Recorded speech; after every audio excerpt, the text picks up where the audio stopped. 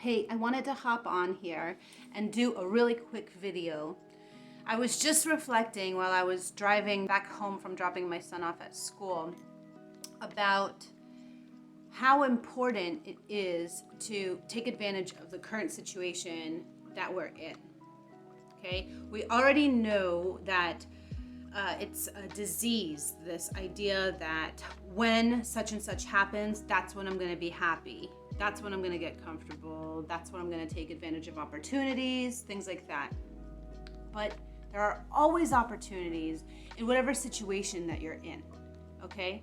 Today, I want to specifically talk about being poor, not having a very good income. This is something to take advantage of. We are obviously working our way towards financial freedom, towards being in a situation where we're comfortable financially, where we're not in debt, where we have a good credit score, where we have some investments and things like that. But before we get there, we have to start with where we're at. And where are we at right now? I mean, for me, I was making very low income for many years after my divorce. Actually, it's from my separation because the divorce took some time. So, what are some things that you can do while your income is still low? You can take advantage of things that are offered, like services and products offered on a sliding scale based on income. Okay, something that I used to do, and now I make too much money to do this, which is a good problem too, right?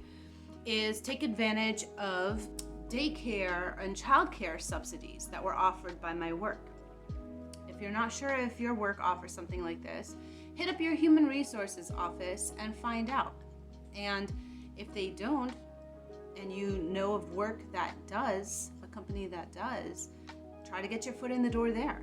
Even if you make a little bit less with that company, you've got to look at the benefits, okay? The benefits that a company offers if they pay you $300 less a month, but they have a childcare subsidy where they'll cover $650 of daycare, then you know what? They're actually paying you $350 more than your previous employer. So you've got to be smart when it comes to the type of work that you decide to do and that you get into. So that's one thing. Also, look into your county and see what kind of services are provided at a discount for people that make a lower income. And remember, when you have kids, then that income actually, that level increases because they're taking into consideration that you've got the cost of taking care of your children on top of your regular costs. So something that I did for several years is I would enroll my son in summer camp through the county, and that was discounted because of my lower income. And then I was also using the subsidy through my work to pay for that programming. So instead of paying, say, $1,000 a month for full-time summer camp, by full-time I mean like 6:30 a.m. to something like 6:30 p.m., not overnight. I was paying something like, I'm gonna say around $75 a week. So you do the math. Okay, this definitely helped during this time. Look and see if there are programs for affordable housing. So there is Section 8 housing, right? Which is kind of like for the poorest of the poor when we're in that really difficult low income situation. And that might be your situation right now, and that might be where you're trying to live right now, and then work your way out of that. If you're not quite in that income bracket, it's a little bit higher.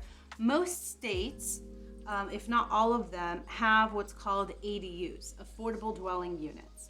So what happens is these real estate companies, property management companies, they get a subsidy for offering some of their rental units at a discount for people with low income. These are usually first time, first serve, and you want to make sure that you are aware of what are the ADUs in your area, in your county typically, they'll usually look at where you work or where you live. And you can qualify based on that. So you may not live in the county that you work in, but the county that you work in has this program. Find out if you qualify based on where you are currently working, or vice versa. See what works best for you. Compare programs. I helped several people. I didn't use this myself, but I helped several people get into affordable dwelling units in really nice, fancy apartment buildings. The apartments were going for something like $2,500, and they were paying around $1,500 or $1,600 a month. That still is a lot, but you have to keep in mind that I'm in the Washington, D.C. area, the DMV. It's one of the most expensive real estate markets in the entire United States. So it's relative, and it's more likely than not in your neighborhood going to be less expensive. Look at food programs. If you're going back to school, there are a ton of discounts for students. So I love the theater, but going to the theater is very, very expensive typically. However, a lot of places have student discounts. And I was going to community college, and then I started going to a four-year university here in Northern Virginia. And the entire time I used my student ID to get less expensive tickets at movie theaters and at actual theaters where I'm going and seeing plays, and taking my son along with me. Just because you don't have the money to go and pay for a full price ticket doesn't mean that there isn't some kind of program or something that's set in place to allow for people with lower income to access these kinds of activities and these types of entertainment. I do have to say that also Northern Virginia, or the DMV area in general, does have a lot of cheap or free programming, and that's for everybody, and that's something that I haven't seen really in any other part of the US. I've been to Washington, Seattle area, I've been to New York, Florida, and really it's hard to find these free, like through the Smithsonian. You can go and hit up these amazing museums for free, right? But still, inquire. Don't make the assumption that because you don't make enough money, you cannot access these things, okay? And this goes for anything that you're interested in doing, okay?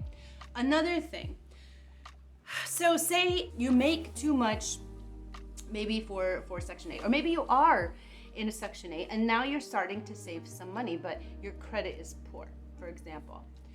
Look up programs like NACA.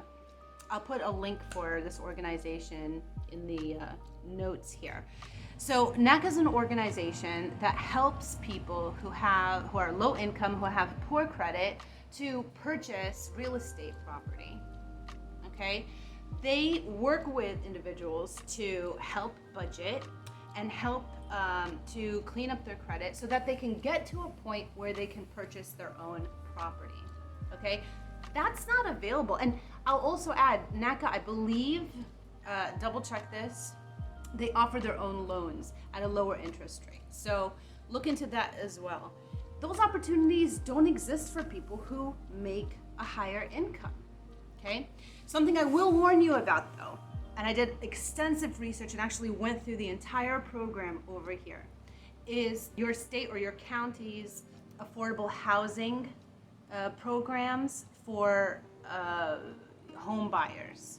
So I was in Fairfax County when I went through their entire program. They've got a first-time home buyer program specifically for Fairfax County, where if you qualify, and they make you go through a lot of hoops to qualify, but if you qualify, the county purchases property and then resells it for less than the market value of the property.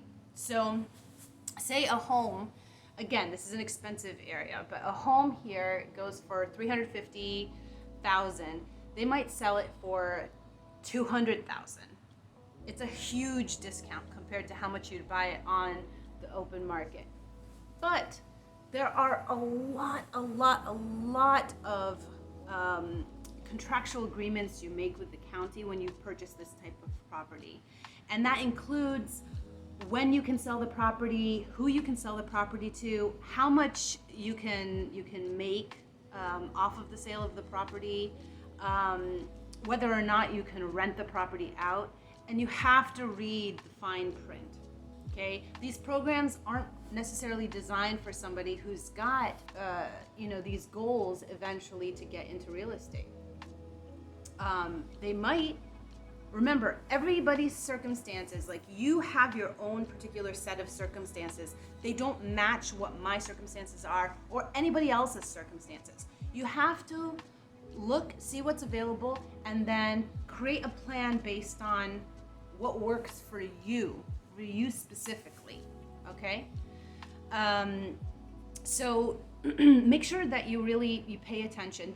This program did not work for me because I have the end goal of being a real estate investor with multiple properties, and having this home based on Fairfax County rules, I wouldn't be allowed to resell it to the general public. I would have to resell it back to the county if it was before the loan was paid off. I mean, there's a lot of rules around it, and those rules make sense.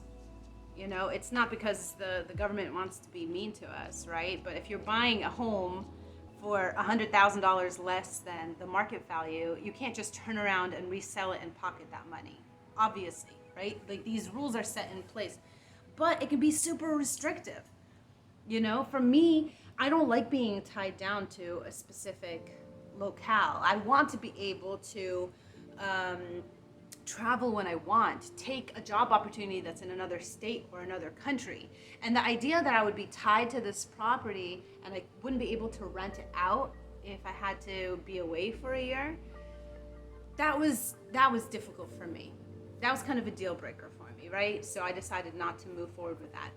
But look into those programs, because you know what? You only have to qualify the first time. You get into that home and your income increases, they're not going to kick you out of your home. That's your home. You qualified for it fair and square at the time that you were purchasing. Your income was low.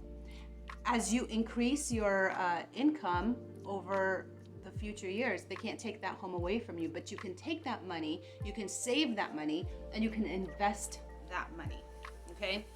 So these are just a few ideas. I'm throwing that out there. This was fresh in my mind as I was driving, and I said, once I get home, I'm gonna record this, and I did. So thank you so much. Take care. Make sure you like and subscribe so you can keep up with any new videos on this channel. Thank you.